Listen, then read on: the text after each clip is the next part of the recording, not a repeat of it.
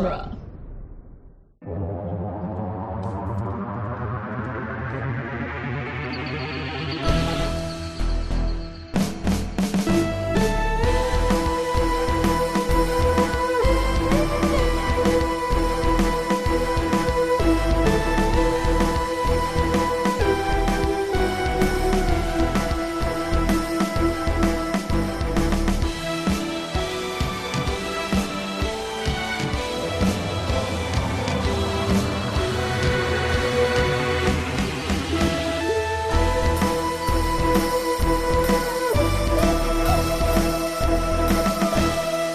Welcome back to The Doctor's Companion Presents Doctor Who The Long Way Round, the weekly podcast where we review and discuss every episode of Doctor Who, one doctor at a time. I'm Cass Fredrickson. I'm Nick Jimenez. And I'm Scott Corelli. And today on the show, we'll be discussing The Abominable Snowmen, the second Doctor's 9th story. Yes. Not a lot of background on this one, other than to say that the writers... Mervyn Haseman and Henry Lincoln, they were failed actors who would go to parties. Oh. Yeah, who would go to parties a lot to like try and get roles and things like that. But they had started writing because somebody had told them like, hey, you know, if you write stuff, like maybe they'll cast you in your own script.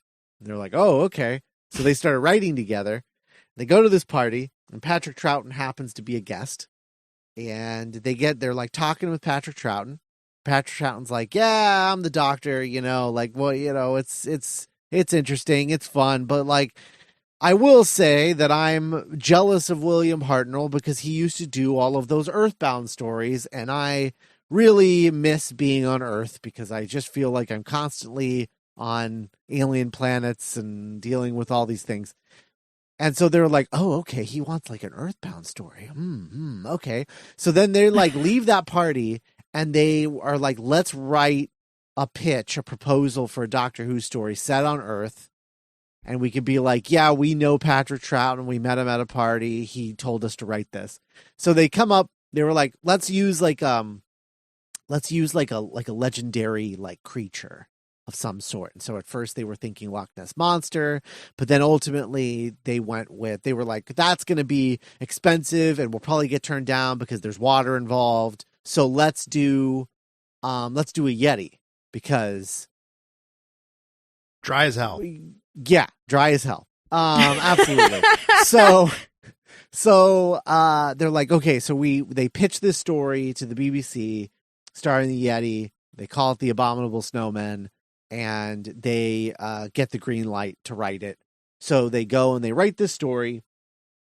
And they make it at the time, this being shot on location in the mountains of Wales was the longest location shoot in Doctor Who history at 6 days. And so they shot in these, in Wales, all of the like exterior scenes, which, originally when they wrote it, they thought that they would be doing it like on a soundstage. And then when they found out that it was going to be a location, they were like, wow, like this is we've made it. High five. And so they make this story. The guy, what is his name? The explorer guy. Travers. Travers. He ends up, Victoria is basically like, hey, you know, my dad is an actor. We should get my dad in here. And so they actually cast her dad as Travers. So, that is Deborah Whaling's, father. Playing Travers in this. That's so fun. That's Victoria's real life dad. And then they made this, and BBC and Doctor Who producers were like really psyched on it, and they were like, okay, this is great. We needed a new recurring creature because, not gonna lie, we're really sick of the Cybermen and the Daleks we're not allowed to use anymore because of Terry Nation like trying to like make Dalek movies and Dalek TV series and all of these things. He's trying to spin the Daleks off on their own thing. So we need a new creature that can recur. So we like this story so much, we're actually going to have you guys write a sequel to this before the end of the season. So as soon as this one was done, they started work on the sequel, which we will see like 2 episodes from now, 2 stories from now. And then we would never see the Great Intelligence until like 2012.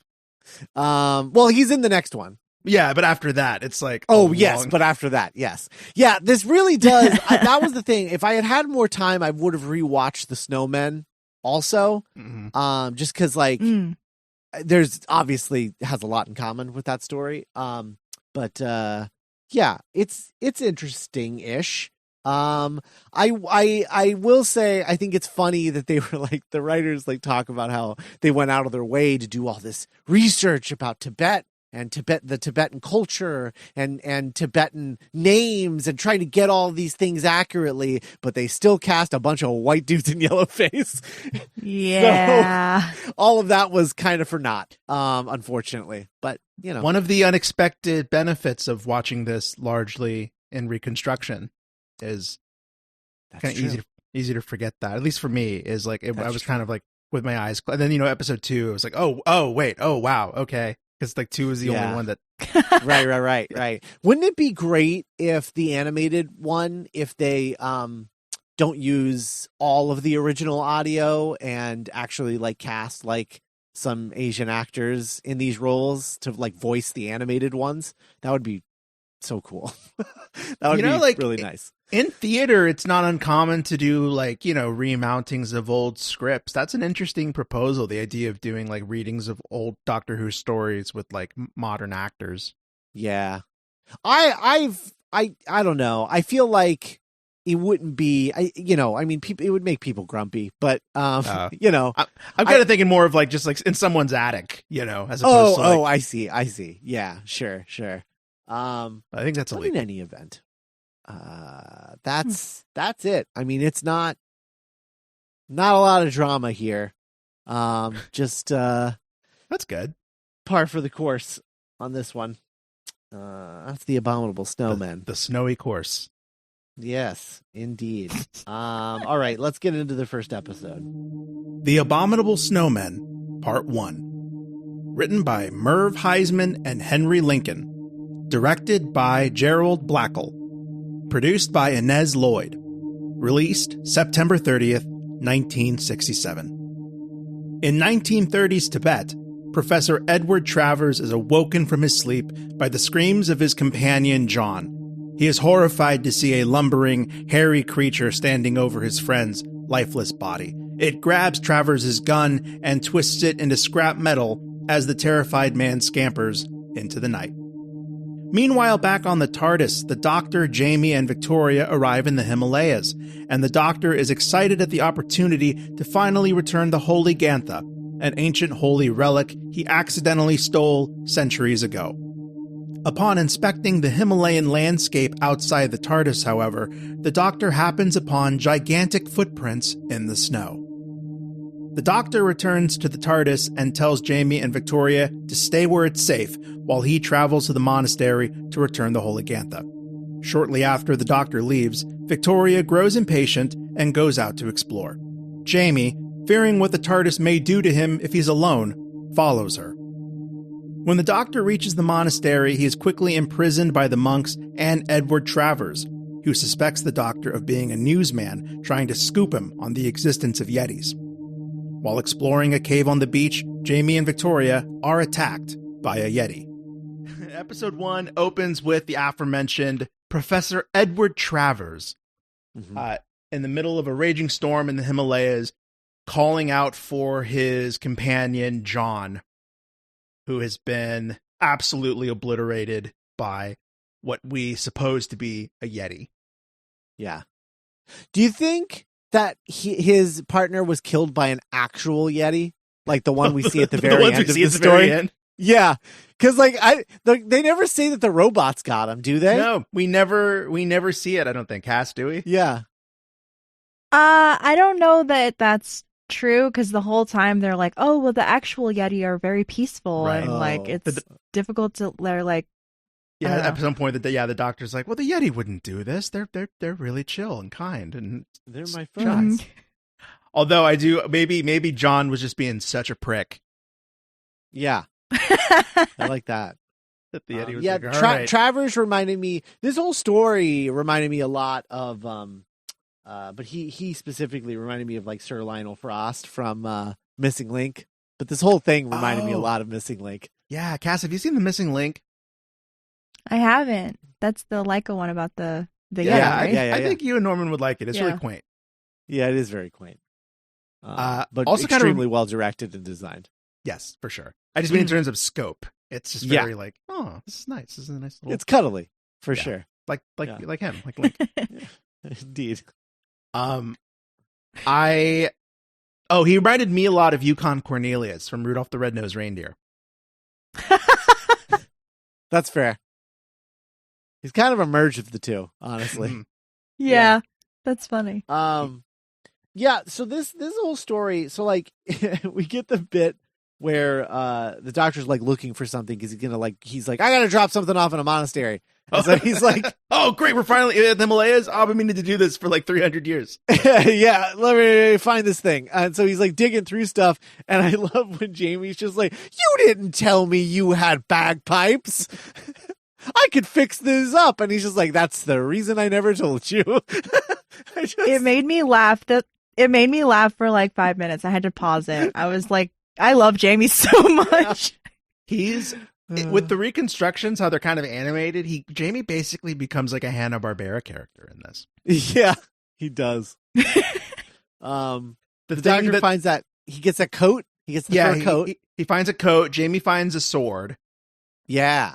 And the artifact that the doctor has been looking for is called a holy Gantha. But it's like a bell. It's a bell.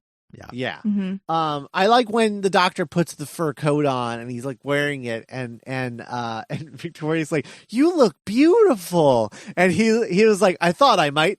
Like, he was like, he's just so smug. I love it.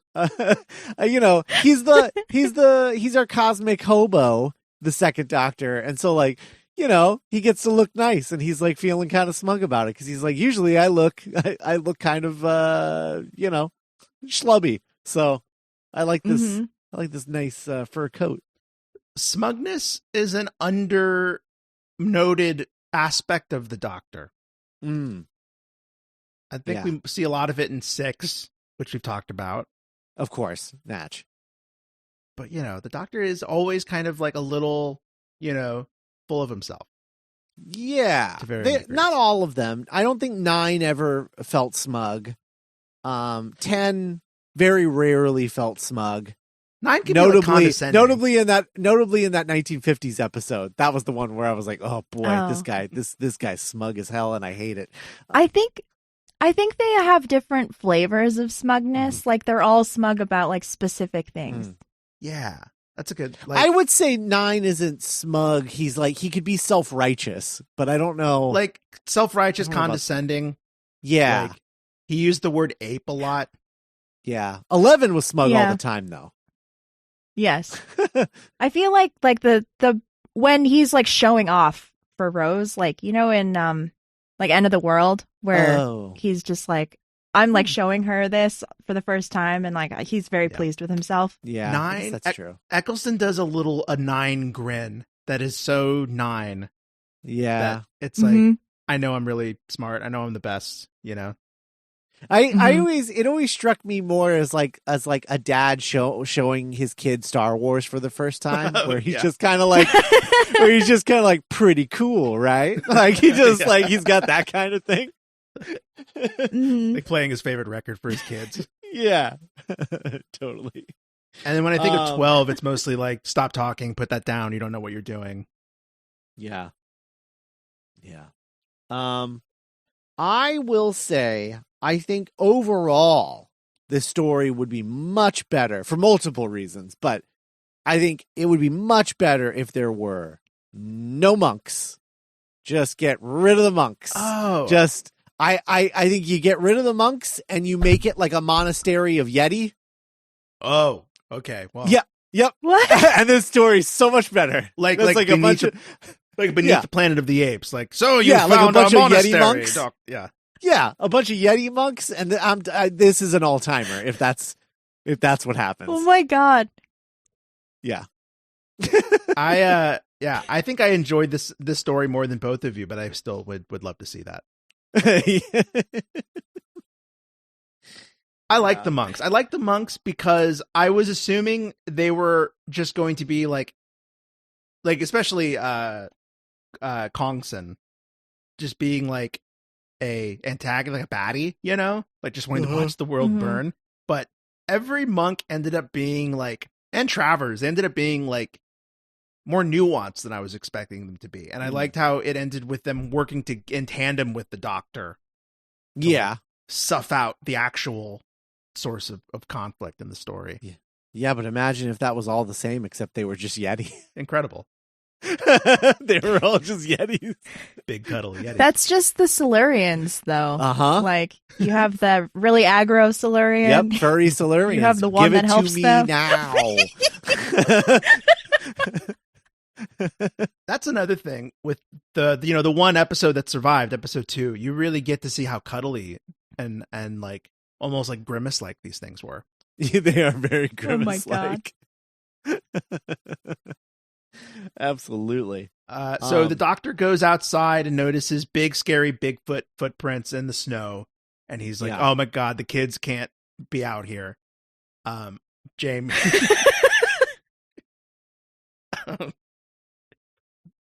Jamie, Victoria, staying here. Would you consider them kids, Cass? How old are they? I think Victoria is supposed to be a teenager, and I don't remember how old I think Jamie's supposed to be like 18. So yeah, I guess they are kids. Yeah. That's children. It'd be weird to find out that Jamie's like 28 or something. Right? So, and they're very, I like how Jamie and Victoria, they kind of trade being impatient in this episode. Well, they'll like switch off. So the doctor goes in search of this monastery so he can finally drop off this bell. And oh my god, I don't know why, but out of nowhere, we were talking about like animated versions of the Doctor, you know, and I was just like, what if you did like an animated series that was like, and we've talked about this before, where like you do like stories with each Doctor and their famous companions or whatever, but what if you did each one in the style of animated series of the time? And what if the second Doctor, all of his stories look like Scooby-Doo episodes? That'd be so baller. Oh my god. Because I'm just imagining like Jamie like walking like Shaggy, like just yeah. Victoria kind of has more of like a Daphne walk. Like Yeah, and later you don't know her yet, but you will meet her. Zoe would be a Velma for sure. Yeah. Yes. Yeah.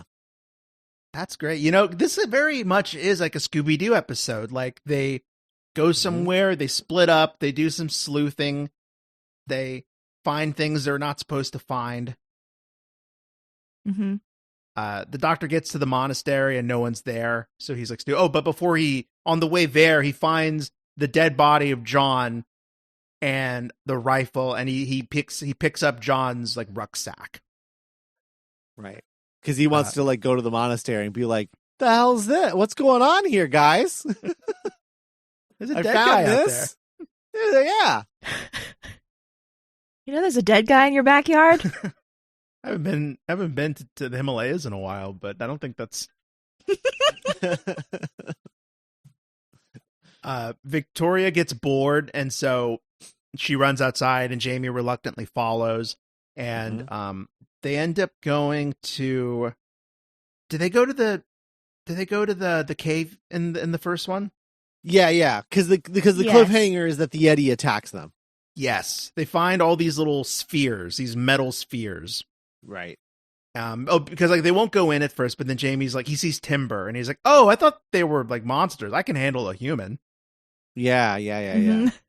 And then the doctor gets accused of murder by Travers based on absolutely nothing. Well, he sees the doctor holding the rucksack, and it's like, you stole that from John's dead body, didn't you? It's like, I mean, yes, but that doesn't mean I killed him. You could have just as easily stolen it from his dead body. You're wearing a fur coat. I saw a hairy beast. Yeah. Oh, you're the murderer. I, too, in the animation, thought for a second that the doctor was a monster. Oh. Because you just see the coat. You see the coat first. Yeah, that's true. And then the monks have a jail cell, which I'm like, what kind of monks are these? They have a jail cell? Put him in the jail. I feel like if I went to a monastery and was like, show me your jail cell, I think they'd look at me like the tour guide in Pee Wee Herman's Big Adventure when he asked for the basement of the Alamo. The monks don't have a jail cell. Monks don't have a jail cell. I like how Travers like, you're after my precious Yetis, aren't you?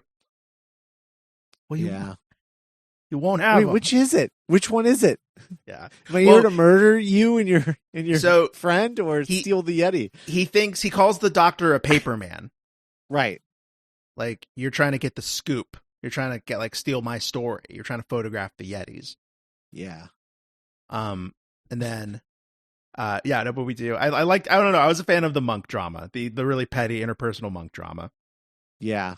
Well, that one monk is just like, oh, finally. Like, I don't want to be, I'm a warrior monk, so I want to kill some dudes. Yeah. I want to kill some dudes. I was so immediately convinced that Croissant was going to be like the main bad guy. Yeah. No, there's like, it is a slow roll of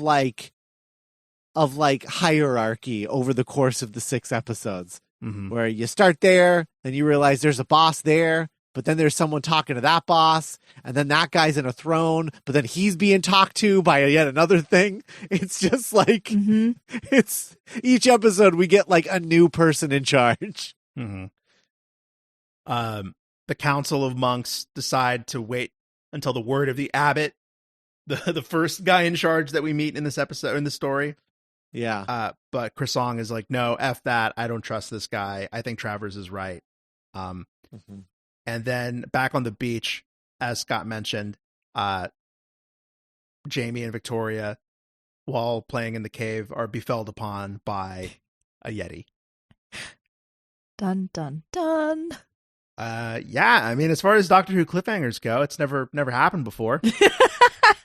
That's true. That's true. The Abominable Snowmen, Part 2. Written by Merv Haseman and Henry Lincoln. Directed by Gerald Blakel. Produced by Inez Lloyd. Released October 7th, 1967. Jamie causes a mini cave-in, temporarily burying the Yeti in rubble and allowing he and Victoria to escape to the beach. There they encounter Travers, who warn him of the Yeti in the cave and inadvertently clear the doctor of Travers' suspicions.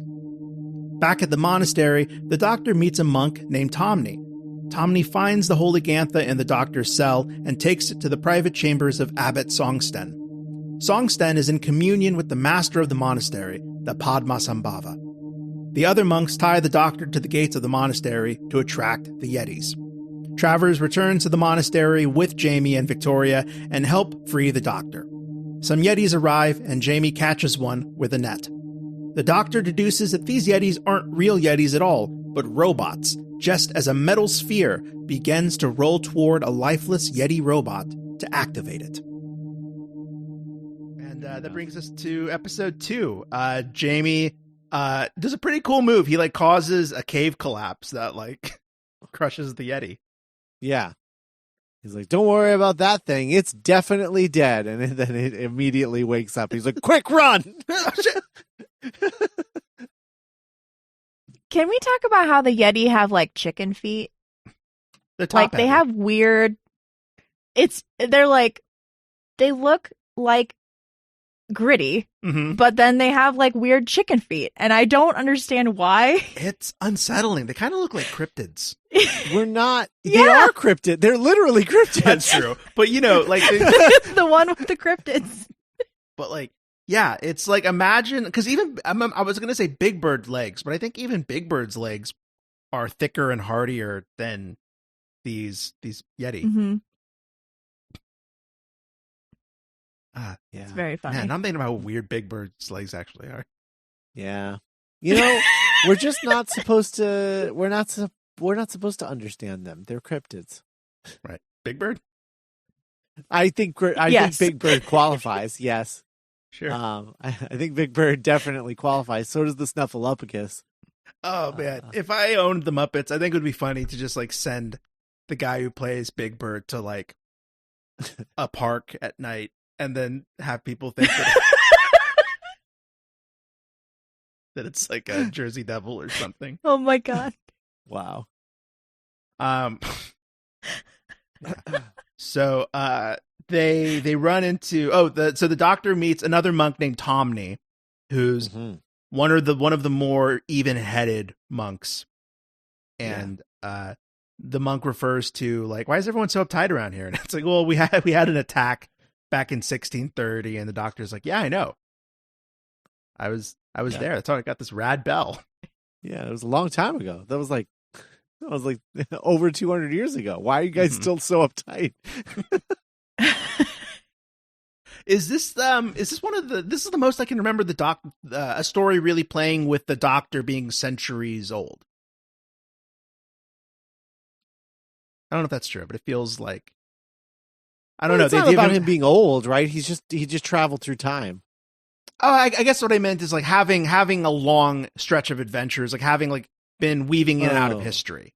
Oh, I see. Mm-hmm. Yeah, I don't know. I'm sure there's probably a later First Doctor story that does something similar. Mm-hmm. But yeah, it's definitely. I always like these early episodes that play around with stuff like that, because you're like, oh, that was the first time anybody thought of that. Like, you know, like, and now it's just, you take it for granted because it's just a show. So yeah. Right. Like the first Elizabeth I joke. Sure. Did that start with RTD, or did that go into the old show? No, that started with RTD. Okay. Yeah. So Chris Ong sends the monks to take the doctor away, and when he's gone, he leaves the holy Gantha, and The holy ganja. Episode makes a lot more sense now. right, yeah. How slow moving everybody is. Yeah. So he finds the holy Gantha Tomney, and he starts like genuflecting, and really awkward to not see it. Oh, but we did see it, so that was good. This is the only episode that survived. Mm-hmm.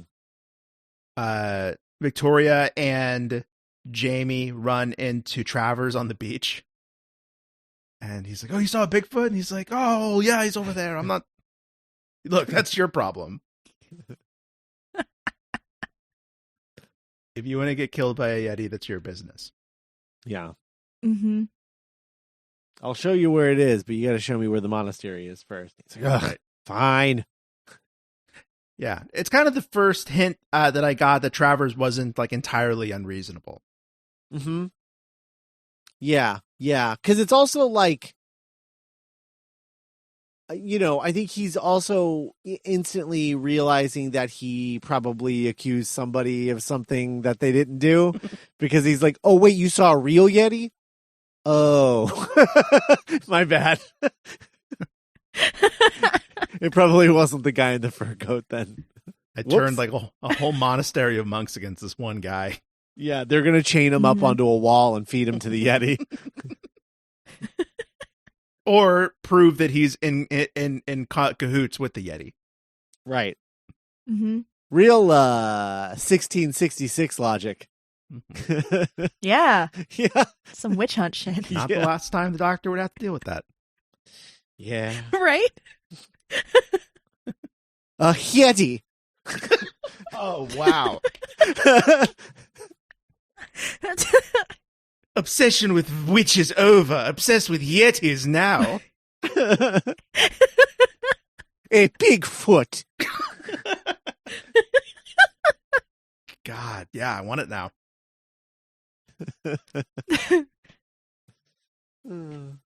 We meet the chain of command that Scott referred to. We meet the person on the next rung of that, a monk named Padmasambhava. Padmasambhava. Yeah. Mm-hmm. And he has this like really higher register, kind of peaceful voice. And we meet him, and yeah, the doctor is sentenced to being tied to the gates to await the Yeti. He gets a little kooky throughout this story, and he sounds like his voice that he's doing, that the actor is doing, makes him sound like that Dalek that's lost his mind. Yeah. Hello. I really like the voice. I like when it gets like whisper threatening. Yeah. Which is like a plot point later, I guess. Yeah. But I like it. You mentioned like the snowmen earlier, and it does remind me of like that aspect of it where you have like Ian McKellen being like, you know, the great intelligence. Right. Mm-hmm. It's good. With his great Ian McKellen voice. Definitely. I know. I was a fan of both voices, and especially the first time you hear the change where he goes from like the gentle kind of Padmasambhava voice to the great intelligence voice. It was like unsettling. Yeah. And I actually think the great intelligence is scarier and more threatening in this story than he is in the Snowmen. Yeah. And I think that's just it just reminds me of like, I think it's the old fashioned of it all, that kind of house on a haunted hill, how the voice kind of sounds old and it's black and white and all that. Yeah. He's also just like more mysterious here. So. Right. Yeah. Yeah. I was surprised that he's used so infrequently. So the great intelligence convinces the monks to let the doctor go and sends Tomney out to like carry out his orders, and keeps talking about preparations. And we learn that's ultimately his plan to get a physical body.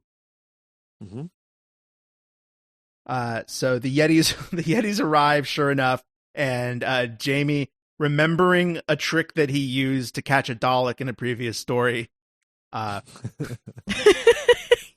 they catch a Yeti in a net, and then like the rest of them escape. Yeah, but I like that it's almost like they're saying like these are just as good as Daleks. See, using the same techniques to catch one. See, who needs Daleks? We've got Yeti now. They're just as good. About as cuddly. Right, everybody? Well, they don't talk in a silly voice. Yeah, that's the downfall of them. Yeah, for sure. That's definitely the downside, is that like if imagine if in the Snowmen, all of the Snowmen who are like, if I remember correctly, they are also using like those sphere things, right? That's how they like run around. Imagine like if the Snowmen like spoke like Ian McKellen, like if Ian McKellen could like talk through them. Hello. Like, I wish like the Yeti were like, they were like all talking as the great intelligence, because you know they're being controlled by him or whatever. Yetis forward. Yeah. That'd be so cool. That'd be better. And Ian McKellen as the Yetis. Oh God, yeah. I just imagining like the version of this where the monastery is full of like real Yeti, and they're like, we're what the hell? Yeah, people. There's like these robot things, and they're like going out and killing people on the mountains, and they're blaming us, and we didn't do anything. We're peaceful. You got to help us, doctor. Everybody's gonna think we're monsters. Oh man, we're not monsters. Oh my God. We just want to till the earth. That'd be so good. I'd love that. And yeah, as Scott referred to earlier, we learned that these metal spheres that Jamie and Victoria found are what like powers these mechanical Yeti. And the cliffhanger is we see one like starting to roll towards a Yeti to activate. Yeah. Yeah, it's just like two in a sort of row. It's sort of like a cyber mat. Like because it's just Yes. just like rolling. And everyone, you're supposed to be like, oh no, it's rolling by itself. That's a market the Daleks have yet to corner, is a cute, smaller version of themselves. Oh my god! Imagine like a mouse droid Dalek. Like an angry. It's over. Yeah. Yes. Yes, I want like, that. It's like a higher register. Yeah, just like disintegrating people's feet. Why did they make these?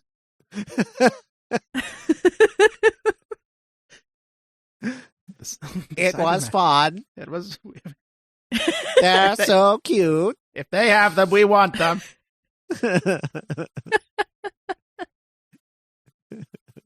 That'd be great if like the Cybermen and the Dalek had like a keeping up with the Joneses kind of relationship. Yeah. Why should they have all the fun? Oh my god. The Abominable Snowmen Part 3. Written by Merv Haseman and Henry Lincoln. Directed by Gerald Blackall. Produced by Inez Lloyd. Released October 14th, 1967. Travers goes back into the mountains, worried for the state of the real Yetis being threatened by these new, dangerous robot Yetis. While searching, he discovers that the robots are being controlled by a chess set belonging to the Padmasambhava. Back at the monastery, the Doctor and Jamie leave to go back to the TARDIS. The metal sphere from Episode 2 continues to roll closer and closer toward the robot Yeti, activating it just in time to menace Victoria and Tomney. And that's kind of it. The monks argue about how to deal with the Yeti problem. Travers, there's this kind of adorable moment where Travers becomes worried about the real Yetis. Yeah. Because they find out that these are metal Yetis, and they're like, oh, well, what if they're hurting my real Yetis that I need to find and hunt? Right.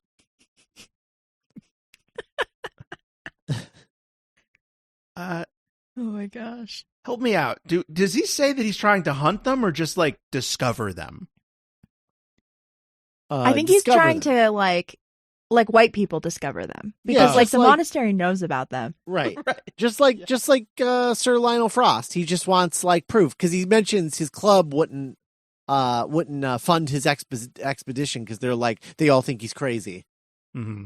Mm-hmm. Yeah, and he's like, I'll show them I'm not crazy. Yeti are real. And as history has taught us, Travers is not somebody who's remembered through history, so I don't think he ever proved that the Yeti were real. Right. Didn't really work out for him, unfortunately. So his goal is like, a black and white photo of him standing next to like the pelt of a Yeti. Or a Yeti. Or a live Yeti. Holding hands. Just like, arms around each other. Right. With the awkward shoulder distance. Yeah. Yeah. Great. Yeah, they got to leave room for Jesus. Yeah. The Yeti's doing hover hands. Yeah. So the the Doctor and Jamie learned that like the metal spheres are controlling the Yeti. Mm-hmm. And so that the Doctor finds out that he like put one down by a Buddhist statue, so they start like trying to look for it. Mm-hmm. Some of the monks think that Travers is the one controlling the Yeti. Right. Kind of turns into like a whodunit for a little bit. Yeah, a little bit. This is the episode that also introduces the Yeti chessboard, which I'm a fan of. Yes. I like that. And that was Padmasambhava that was controlling the Yeti chessboard, right? Yes. Yes. Okay. Yeah, when we finally get a wide shot of him later, it's like right in front of him. Right. The chessboard. Yeah. This is the episode where Krasong and Doctor kind of form like a unsteady alliance. Mm-hmm. Mm-hmm. That was a cool turn because it was like, normally that kind of character, the like one aggro dude in a council full of leaders, mm-hmm. like he's normally, there's like, 80 Doctor Who stories with that character. And Right. just seeing him turn out to not be a total tool was fun. That was good. And this whole time, the sphere is like inching closer and closer to its Yeti that it's looking for. The one that Jamie captured with the Dalek trap. Yes. Yeah. Victoria tries to get into the room with Padmasambhava, but isn't allowed in. Mm-hmm. She meets Tomney. She has zero respect for their beliefs. Right? Yeah. It's like, oh yeah, you are from the 17th century, aren't you? Because she's just like a real asshole about it. She's like, why can't I? I should be allowed to go anywhere I want. And he's like, no, that's not how this works. You are a guest here. Go back, go away. Mm-hmm.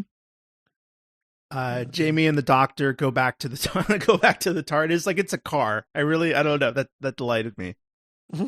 I left something. Let's go, Jamie. Victoria spends some times with the monks, and the episode ends with a Yeti menacing Victoria and approaching her and getting closer. Yeah, the sphere enters the dead Yeti that he captured and then wakes up. And Have you ever said that sentence before in your life? No, never. I was going to say Dead Yeti was the name of my band in college. Oh, man. We are Dead Yeti. The Abominable Snowmen, Part 4. Written by Mervyn Haseman and Henry Lincoln. Directed by Gerald Blake. Produced by Innes Lloyd. Air date 21st of October, 1967. The awakened Yeti fights its way out of Det Sen and returns to the cave where it meets Abbot Songsten. Songsten places the pyramid in the center of the cave that Jamie was in earlier. It begins to glow. Travers watches as the abbot leaves and enters the caves himself, where the glowing pyramid begins to release a noise that causes him such distress he runs from the cave. When the Doctor and Jamie reach the TARDIS, they find it guarded by another Yeti, but soon discover it is inactive. The Doctor takes out its control sphere for examination, but it begins to move of its own free will. The Doctor speculates that the spheres are programmed to return to their own Yetis. The signal restarts inside the sphere, but this time it is a call to the other Yetis. Soon the Doctor and Jamie are surrounded by Yeti. To distract them, the Doctor and Jamie roll the sphere for the Yeti to follow and then quickly run away in the opposite direction. Songsten informs Padmasambhava that their plan is working. The old master says the great intelligence is already taking on corporeal form. To prepare for the next phase, he orders all monks to leave the monastery. Victoria and Tanmi are imprisoned for supposedly reviving the creature on purpose. In prison, Tanmi asks Victoria how the Doctor came by the bell. Victoria is unsure and asks for its history. Tanmi explains it was given to a stranger 300 years ago for safekeeping. Victoria explains that that stranger was probably the Doctor himself because he is a time traveler. A monk then brings food to Victoria and Tanmi. Victoria fakes being poisoned, and when the monks run out for medical assistance, she quickly escapes. Chrysong is informed that Victoria has escaped and must be found. At this point, the Doctor, Jamie, and Travers all return and are quickly imprisoned. Realizing the monks will not leave peacefully, Songsten is given orders by Padmasambhava to open the gates of the monastery to more Yeti, while Victoria has stumbled upon the inner sanctum of the monastery and meets Padmasambhava in person.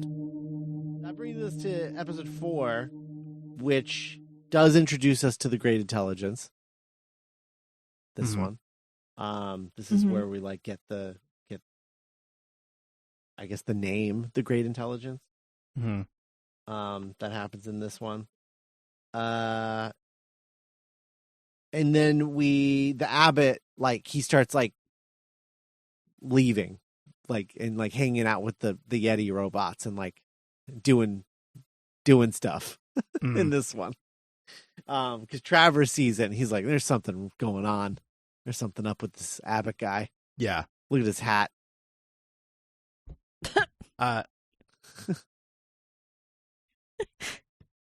The part where the Doctor and Jamie finally get to the TARDIS, and there is like a Yeti blocking the door of the TARDIS.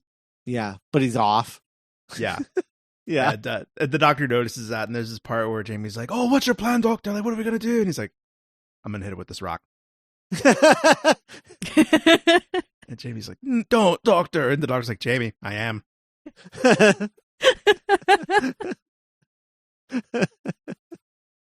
And then like just chucks a rock at the Yeti, and when it doesn't move, he's like, "Yeah, look, see, like, you know, it doesn't work." Yeah.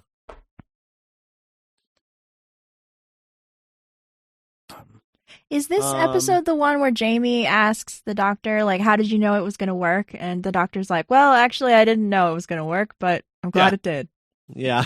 I love that energy for Troughton. Yeah. No, it's great.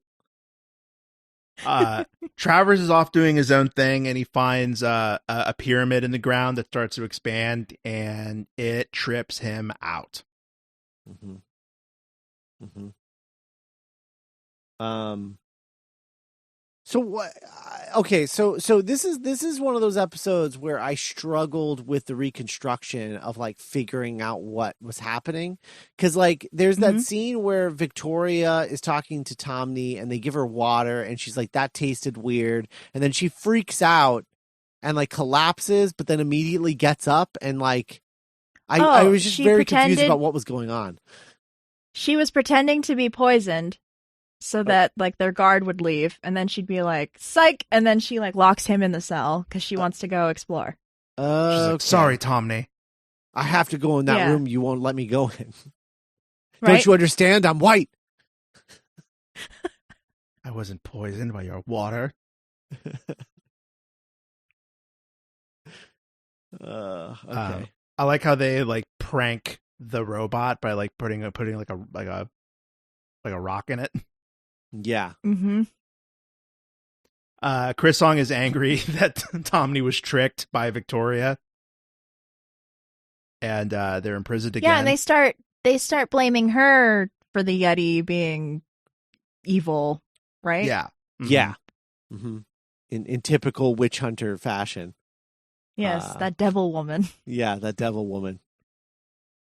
And then a signal has restarted, and the spheres start to like activate and call to the other Yetis. Mm-hmm. Made a great noise. Mm-hmm. The Doctor and Tomney have like a conversation where they talk about the attack 300 years ago and the bell and all that. Mm-hmm. And there's a part where like she explains like the Doctor's like ability to travel like through the centuries, and he's like, "Oh yeah, no, I'm not surprised." Yeah, monks can do that. This is the section of this back half of this is like, this is where I was hurting, where I'm just like, I'm hurting now. I'm hurting now trying to just recap all of it. I'm literally just reading the episode wiki. 4. Episode 4 is like the most boring one. Oh, I think episode 5 is more like... boring, but really? Yeah, I like but I think the they're weird both stuff with the 300-year-old man, but yeah, yeah, it really feels like 4, 5, and 6 are extremely padded out to turn into a 6-part episode, but like you could easily see a much better story out of a 4-part episode of this. There are a lot of, unfortunately, there are a lot of like classic Who stories like that I like. There are very few that I feel warrant the 6 parts. Because like, and I understand they did it for like budget reasons, but like this, I don't know. Yeah, I don't know. Throw a few bottle episodes in there or something, guys. I don't know. Well, like, I mean, like they did that early on with the Hartnell stuff.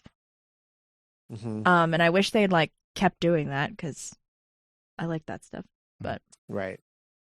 And then this episode ends with the throne dude. Well, the Padmasambhava tells all the monks that they have to leave the monastery. Right. That's the next step of their plan of the Great Intelligence plan. Yeah. Yeah. Mm-hmm. Not much of a cliffhanger, that one. It's a character meeting a character that she hasn't met yet. Right. The Abominable Snowmen, Part 5, written by Mervyn Haseman and Henry Lincoln, directed by Gerald Blake, produced by Innes Lloyd, air date 28th of October, 1967. Victoria realizes the ancient man manipulating the small Yeti figures is ordering the robots around the countryside. He wipes her mind of their meeting and summons more Yeti to attack. One of the monks is killed when a giant Buddha statue falls onto him. Padmasambhava is distraught by the death of the monk, having only wanted to scare the monks away. He sends Victoria as his emissary, and she enters the courtyard and speaks with the voice of Padmasambhava to urge the other monks to leave and not to blame the strangers who are innocent of any evil.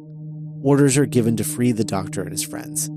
The doctor, Jamie, and Victoria are reunited, but she is still in a trance. The only time she responds is to the doctor's voice when she begs to leave the monastery. Tanmi believes she must have gone to the inner sanctum and met Padmasambhava after she suggested that he and the doctor knew each other. She was right, and the doctor leaves to confront his old friend. In the inner sanctum, Padmasambhava says he encountered the formless great intelligence on the astral plane, and the entity borrowed his form to conduct an experiment, which he was told was harmless but is now out of control.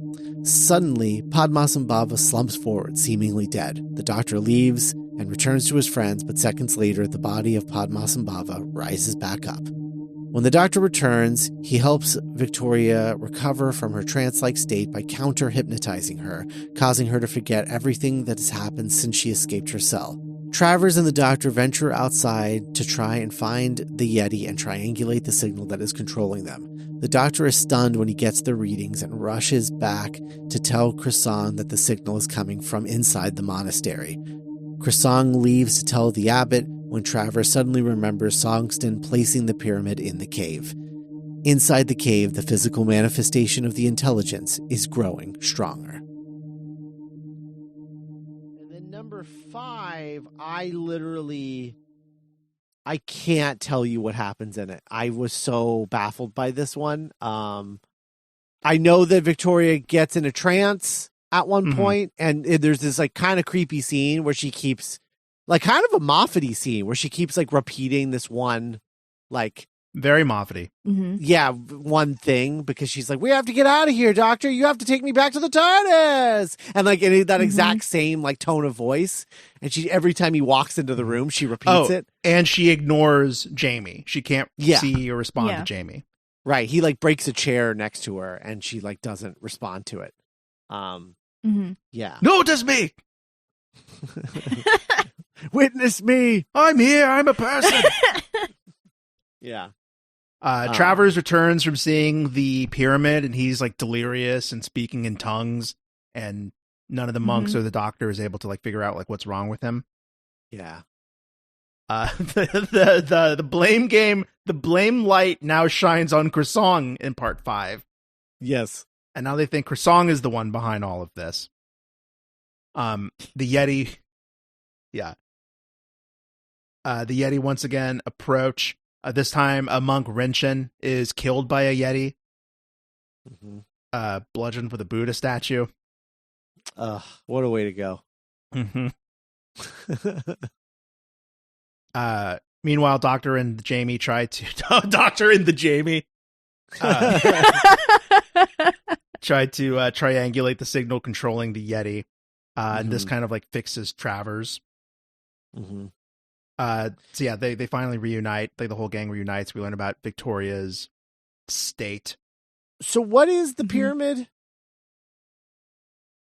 I think it's the Yetis. I think it's supposed to be like because there's 2 pyramids. There's the one that the abbot puts in the cave, and then there's the one in episode 6. Yeah. That blows up. Spoilers, I guess. So I think it's like the great intelligence is using it as like a magnifying thing to like kind of make a body or something, because like he's like lost in space or something and he's trying to like manifest physical forms. So I think he's using these 2. I don't know, it's a lot of technobabble stuff. Like that's how they found each other is as Padmasambhava was like meditating and kind of leaving this plane, and then came upon the great intelligence, and the great intelligence started like feeding off of him. Okay. And then the ooze. The ooze, I think, is supposed to be like the great intelligence's like form, like the thing that's taking over the mountain. Oh, like primordial ooze, basically. Like it's... Yeah. Oh, okay. Because that's eventually because he wants the cave. Yeah, and then he wants the whole mountain. That's why the monks are supposed to leave the monastery. Okay. That's like, that wasn't part of the deal, great intelligence. Yeah, I really struggled with the reconstruction of this. I think I needed more visuals to like comprehend what I was watching. Travers and the doctor go to triangulate the signal to like try and like deactivate the Yetis. Croissant is preparing the monks to finally leave when they learn about like the truth of like, oh, the call is coming from inside the house. Yeah. The signal is coming from the monastery. And then that ooze starts to bubble and form the physical form of the great intelligence. And that was part 5's cliffhanger. The Abominable Snowmen, Part 6. Written by Mervyn Haseman and Henry Lincoln. Directed by Gerald Blake. Produced by Innes Lloyd. Air date 4th of November, 1967. After learning of Songston's involvement with the Yeti, the doctor is concerned as Croissant is currently with the Abbot. In the inner sanctum, Songston has submitted to the great intelligence when Croissant arrives. Songston disarms Croissant and kills him. The doctor and his friends arrive and overpower Songston, returning him to the other monks. Upon learning of Croissant's death at the hands of Songston, the monks want to kill Songston, but the doctor convinces them that both Songston and Padmasambhava are being controlled by the great intelligence. He convinces the other monks to leave the monastery while he keeps Jamie, Victoria, and Tanmi at his side to defeat the intelligence. The doctor plans to destroy the intelligence's equipment to control the robotic Yeti. Songston says the control unit is behind Padmasambhava's throne. As Padmasambhava moves the Yeti to attack the monastery gate, the doctor and his companions return to the inner sanctum. The doctor demands to know why the great intelligence has seized his old friend's body in an attempt to create an opening for Jamie and Tanmi to enter the control room. It works, and Jamie finds a pyramid like the one in the cave and destroys it. The great intelligence is furious at its defeat as a huge tremor rumbles through the monastery. The mountaintop explodes. Padmasambhava begins to disintegrate. His final words are to the doctor, thanking his old friend for setting him free. With everything back to normal, the monks return to the monastery. Travers sees a real Yeti and is ecstatic, running off in pursuit. The doctor, Jamie, and Victoria head back to the TARDIS, hoping to find somewhere warmer on their next trip. And then 6 is where we get like that's where we get like the really creepy voice. Yeah. Yes. Like, yeah. Really off-putting in like a cool way, but yeah, definitely. Yeah.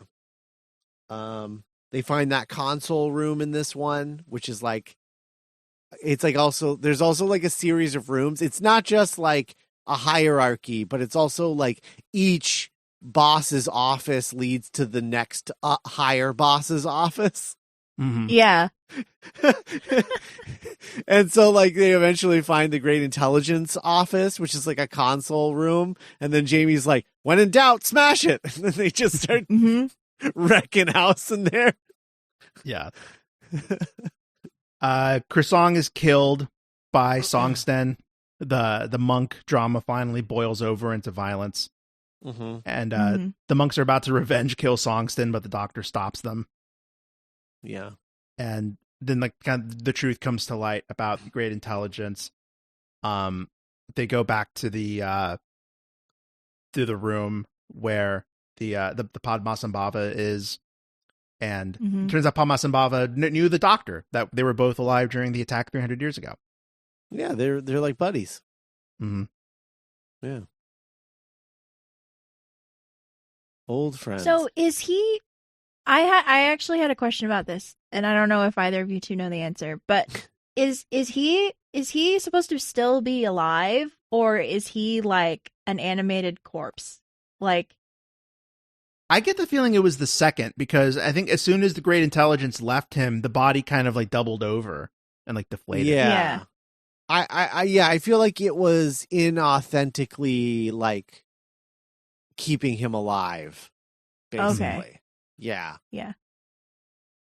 Because the facial prosthetic does not look good No. in the like still Yeah. pictures.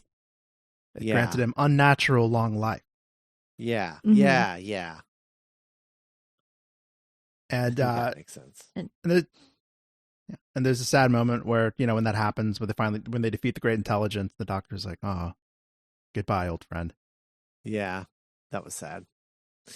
But hey, Travers finds a real Yeti, so that's fun. Good for him. Just when all hope was lost. Yeah.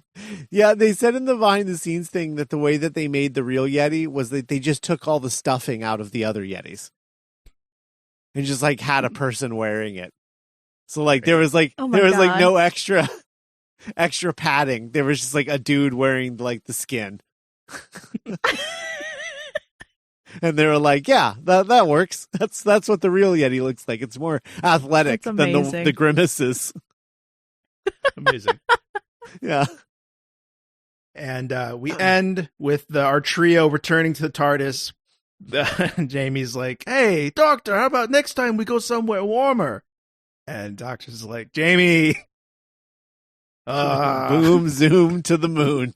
One of these days, Jamie." And then he pulls out his recorder and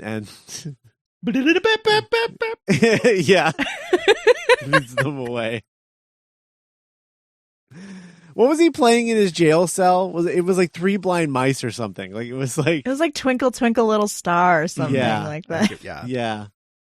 Oh man. 13 could have used a recorder. Yeah. I guess. He had a guitar. 12. Oh, 13. Yeah. 13 with a recorder. 11 has recorder energy because it's annoying. Yeah. I feel like 11 more because recorders are hella annoying. I feel like I don't know. No, you know what 11 could have had was like a mouth harp. One of those guys. I was going to say kazoo, but oh yeah, like mouth harp. It's like this thing you put in your mouth, and there's like this flicky thing. Okay. Yeah, wow. Like that. That's. I feel like that's what he would be into. That's barely an instrument. Yeah, I knew a guy in high school that played that. Wow. And he brought it everywhere with him, and like between classes, you would just hear in the distance someone playing a mouth harp. You're like, oh, there goes Jeremy. There goes mouth harp kid. Yeah. That's so funny. Yeah. Boba Fett has his spurs. Jeremy had a mouth harp. Yeah. Jeremy mouth harped. Man. Yeah. It's difficult to recap, obviously, but I don't know. There was enough moving pieces in this that I wasn't entirely disengaged watching it. I think because I know that the next Yeti episode is way better than this one. Yeah, like slaps. Yeah. Yeah, it absolutely slaps. I think it's hurting my rewatch of this one. Are they canonically the Yeti that we meet in this episode, or is it kind of a reset reboot of Yeti mythos? No, it's the same ones because it's the Great Intelligence again. Great. This is Web of Fear? Yes, Web of Fear. Mm-hmm. Okay. Yeah, and all the Great Intelligence stuff really worked for me, and I thought he was like a really creepy, menacing presence throughout. Yeah. Yeah. Though I will say, oh, go ahead, Cass. Oh, I was gonna say, like, I like aspects of this because I like how like weird pulpy sci-fi it is. Mm-hmm. But I could do without like the yellow face and the Orientalism and that makes it rough. Mm-hmm. Yeah. I'm trying to remember because we've had the Aztecs, we've had Marco Polo, and we've had this now.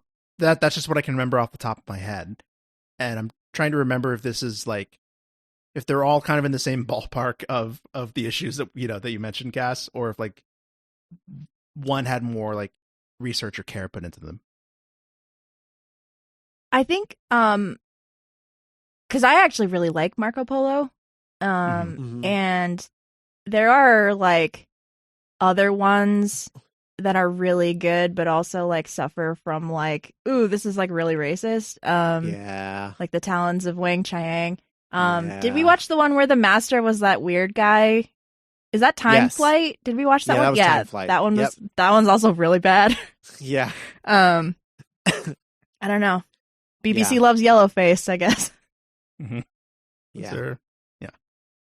Our next couple of our next few Second Doctor stories are all kind of, classics to bangers. Because we have like Ice Warriors next. Oh, yes. Yeah, which introduces Ice Warriors, and then after that we have Enemy of the World, which I don't want you to know anything about, Nick, before we do it, because your mind is gonna be blown watching Enemy of the World. You're gonna love this episode. I've been thinking about it for years. You watching Enemy of the World. Oh man, is it gonna be like that one crazy opening shot in Trial of a Time Lord? No. It's more involved than that. Okay. You're oh my God, you're gonna love that episode. And then it's Web of Fear. So Nice. next three Troughtons are real good. I'm really excited about those. And then we'll lose Victoria and gain Zoe shortly thereafter. So yeah. But Jamie God, I love stays. Zoe. Can't wait for Zoe. Yeah, Jamie stays all the way to the end. But the best combo is Jamie, Zoe, and 2. It's so good. Yeah, unfortunately, Jamie and Victoria, whenever we have solo scenes with them, like on the beach and stuff, I don't know. They don't have a lot of chemistry, I find. I don't think it's that they don't have any there's no conflict between them because they kind of come from the same relatively same time period. Right? Yeah. Zoe's from the future, so she has no time for Jamie's misogynist bullshit. And she's just she's even tinier than Victoria is. She's tiny, and she just gives him a bunch of crap, and it's the best. It's so good. Whereas Victoria is yes, please save me, Mr. Strongman. And it's not as fun. It's just not as fun. I think revisiting these, I like Victoria more. Because she does have moments where she's just no, I want to go explore and stuff. But yeah, she's I don't know. She suffers from Susan syndrome. She does. They don't. A lot of the early give her companions anything do to though. Mm-hmm. Yeah.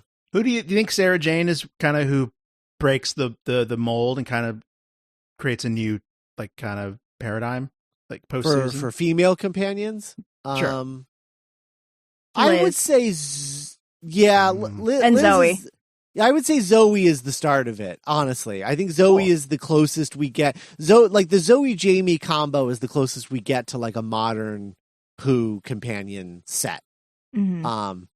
And then I think it's pretty. That's kind of the mold that they use for the rest of the show at that point. I think because they finally figure out we can't just shove anybody in here. They have to have a specific kind of personality to work as a companion. And then I think at that point it's the companion starts to become as exciting and iconic as the doctors that they are assisting. I think that's around when. Yeah, that's around when they get the most important. They get as important is with as soon as Zoe shows up, you're oh, okay, this is the shit. This is the jam. Yeah. I'm excited. Yeah. All right. But what's next week? Next week is the Third Doctor and the Daemons. Ooh. Yeah. The Daemons. The Daemons or the Demons? The Daemons. Okay. They say demons in the episode, They say demons. But but it's spelt that. Oh, that Golden weird Compass? the weird AE thing. Yeah, hell yeah. Yeah, I say Daemons. Yeah. So I like to say the Diamonds because it's more dramatic and fun to say. But agree. yeah, it's what if the Master was a cult leader? Oh, that's cool. Yeah. You bet your ass it is. Is the Doctor going to be karate chopping cult members like the opening of Bad Boys 2? Oh, great. Oh, you betcha. Yeah. It's good shit.